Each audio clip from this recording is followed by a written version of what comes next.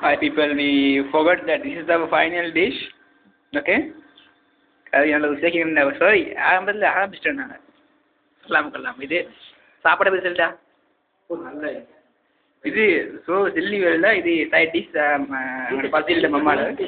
நீ கமெண்ட் சொல்லலைடா அவ்வளோவா டெல்லி வேலை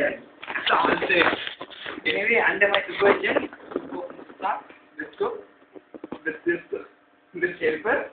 நான் சூப்பர்வைசர் எனவே எனக்கு அதே மாதிரி சந்தோஷம் நான் இப்போ கோல்டு கல்வி சாப்பிட்டேன்